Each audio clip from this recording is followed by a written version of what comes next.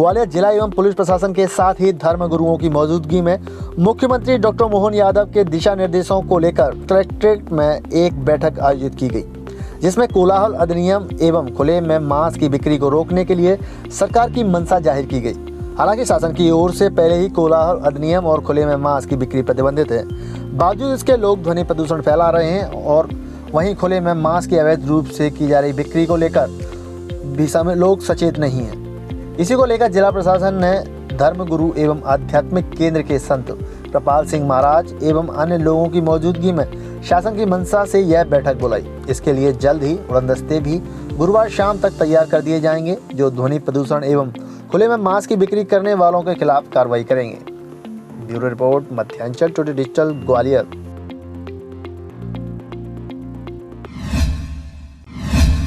तो उसकी आप अनुमति प्राप्त करके तो आप उसको आयोजन को कर लें। जैसे धार्मिक प्रवचन का प्रोग्राम है, तकरीर का प्रोग्राम है और कथा का प्रोग्राम है, XYZ जो भी करा लें। और दूसरा ये कि जैसे अनुमति वाली बात आती है ध्वनि विस्तारक यंत्रों की, तो एक लश्कर क्षेत्र में भी इसका ऑफिस होना चाहिए, क्योंकि वहां से यहाँ। और सर इसमें मेरा एक सुझाव ये भी था कि अगर जैसा मस्जिदों के नुमाइंदा उनके साथ होना चाहिए, ताकि वहाँ कोई विवाद की स्थिति नहीं आए कि पुलिस एकदम मस्जिद में क्यों आ गई, मंदिर में क्यों आ गई, क्या बात हो गई। ऐसा एक समाज का नुमाइंदा आप सेट कर दें कि ये आपके साथ रहेंगे। बस हमने वो प्रावधान बताया उनके जो निर्देश आए चलते, और अभी माननीय सर ने बात की और अभी इनका कहना था कि जो ऑलरेडी लगे हुए उनको चेक करा लें, तो काम को चेक करा देंगे। उनकी श्रेणी में आता है वो बता दिया जाएगा कि इतना अलाउ कर पाएंगे, इतना नहीं कर पाएंगे, उतना वो रहेगा। और जो हर चीज़ की अनुमति लेने के प्रावधान है, अनुमति हो जाए। और ध्वनि का प्रसारण कार्यक्रम की मनाही नहीं है और ध्वनि प्रसारण केंद्र की मनाही नहीं, लेकिन नियम में रह के और सबको एक जैसे नियम बुलाया गया है। और वो सब आपके माध्यम से उन लोगों से भी बात कर लेंगे, तो आप उनको बता देंगे। सभी संबंधित थानों पे जो जगह है ऐसी, चाहे किसी भी समाज धर्म की हो या सार्वजनिक जगह भी, वो संबंधित थाना वाला लिस्टिंग करेगा। अभी शासन के नए निर्देश जो आए हैं, इसमें दो चीज़ों पे फोकस किया गया है। एक तो ध्वनि प्रदूषण पे, क्योंकि ये लगातार देखने में आ रहा है कि बहुत ज़्यादा ध्वनि प्रदूषण हो जाता है कंपटीशन में, और उसके चक्कर में लोगों के स्वास्थ्य पे बहुत फ़र्क पड़ रहा है, पढ़ाई लिखाई प्रभावित हो जाती है और काफ़ी लोग परेशान हैं उसमें। तो इसमें नियम पहले से हैं, ध्वनि कोलाहल नियंत्रण अधिनियम है, उसका पालन करने के लिए भी निर्देश दिए गए। और इसमें बोला गया है कि ज़्यादा से ज़्यादा संख्या में उड़न दस्ता बनाया जाए, जिसमें थाना वाइज हम बनाएंगे ग्वालियर में, जिसमें थाना प्रभारी एक रहेंगे सदस्य, उसमें एक राजस्व विभाग के अधिकारी, तहसीलदार, नायब तहसीलदार रहेंगे, और पोल्यूशन कंट्रोल बोर्ड और नगर निगम के अधिकारी भी साथ में रहेंगे। तो ये जो धार्मिक स्थान और सार्वजनिक स्थान है, उनको चिन्हित करके वहाँ पे किसी भी तरह का ध्वनि विस्तारक यंत्र है तो वो अनुमति लेके लगवाया जाए। और उसको ये देखेंगे कि 4 तरह की क्लासिफिकेशन है, इंडस्ट्रियल, कमर्शियल, रेसिडेंशियल और साइलेंस। तो उसमें जो अलाउड लिमिट है ध्वनि की, उस ध्वनि की सीमा तक ही वो बजाया जाए, ये सुनिश्चित किया जाए। इसके लिए अभी सामान्य तौर पर उसमें लिखा है कि 2 जो साउंड सिस्टम है वो उनकी अनुमति दी जा सकती है। इसका परीक्षण कर लिया जाएगा और उसको लगातार उस पर कार्रवाई उड़नदस्ता करेगा। अगर कोई शिकायत आती है तो उसमें ये प्रावधान है कि 3 दिन के अंदर उसकी पूरी जांच करके प्राधिकृत अधिकारी जो SDM रहेंगे और उसके ऊपर नोडल अधिकारी जिले के ADM रहेंगे, वो उस पर कार्रवाई कराएंगे।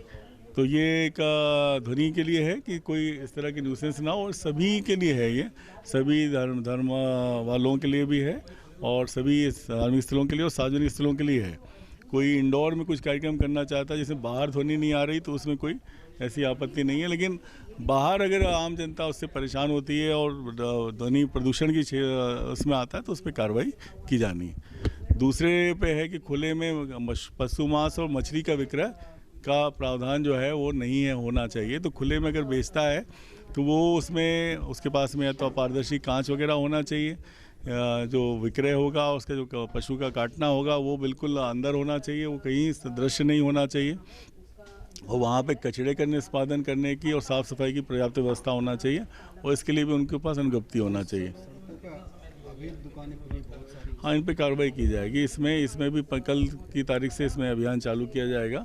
जो दुकानें अधिकृत हैं उन्हीं पर ये चीज़ें हो पाएंगी, और जहाँ पे दुकानें हैं या अनुमति दी जाती है उनमें जो नियम है उनका पालन कराया जाएगा, ताकि लोक स्वास्थ्य के लिए ज़्यादा अच्छा रहेगा। तो ये दोनों चीज़ों को हमने बात की है, हमारे धर्मगुरुओं से भी बात करी है, और जो इससे संबंधित स्टेक होल्डर हैं जैसे मैरिज गार्डन वाले, डीजे वाले, इन सब से भी आज थाना स्तर पे सभी थाना प्रभारी भी बात करेंगे और संबंधित राजस्व अधिकारी भी बात करेंगे, और हम सुनिश्चित करेंगे कि इन सारी चीज़ों का पालन ग्वालियर ज़िले में अच्छे से हो। इसमें दो मेन बिंदुओं पे हमारी आज चर्चा हो गई, जो कल शासन के द्वारा निर्देश निकाले गए हैं। पहली बात मैं ये बताना चाह रही हूँ कि ये कोई नए निर्देश नहीं है जो जारी किए गए हैं, ये स्टैंडिंग ऑर्डर्स है गवर्नमेंट की, जिसके बारे में दोबारा से हमको याद दिलाया जा रहा है कि इसमें कार्रवाई करने की आवश्यकता है। पहला जो है वो कोलाहल अधिनियम के संबंध में है, नॉइज़ पोल्यूशन कंट्रोल के संबंध में है। इसमें ये निर्देश दिए गए हैं कि जो स्टैंडर्ड हैं, नॉइज़ के जो स्टैंडर्ड्स हैं, डे में कितना डेसिबल होना चाहिए, नाइट में डेसिबल कितना होना चाहिए, इसके बारे में हम व्यापक प्रचार प्रसार करेंगे। और साथ में जो अवैध तरीके से जो लाउड स्पीकर लगे हैं उसको कम करने के निर्देश हैं, जिसके लिए हम लोग फ्लाइंग स्क्वाड, उड़न दस्ता भी हम लोग अभी बनाने जा रहे हैं। आज ही उसका आदेश निकलेगा जो आप लोगों को हम दे देंगे, और उसमें रेवेन्यू के भी रहेंगे, पुलिस से भी रहेंगे, और पोल्यूशन कंट्रोल बोर्ड के भी लोग इसमें रहेंगे, और नगर प्रशासन के भी लोग उसमें रहेंगे। और इस प्रकार से हम लोग जो भी शिकायत आ रही है उसका हम लोग जाँच विधिवत करेंगे। और हम लोगों ने ये भी निर्देश दिए हैं कि सक्षम स्तर से, यानी तहसीलदार के स्तर से लोग अनुमति ले सकते हैं।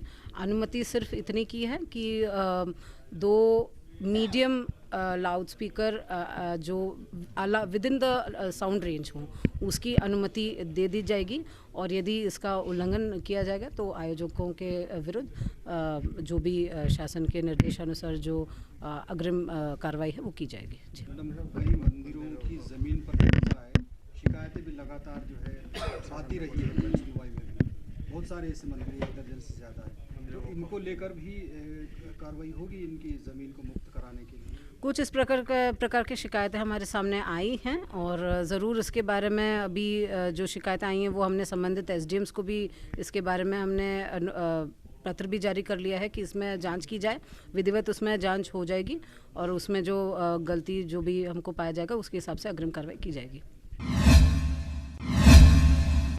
अगर आपको हमारे वीडियो पसंद आ रहे हैं तो चैनल को सब्सक्राइब करके घंटे के बटन को दबा दीजिए, ताकि आप तक सारी खबरें समय से पहुंच सकें।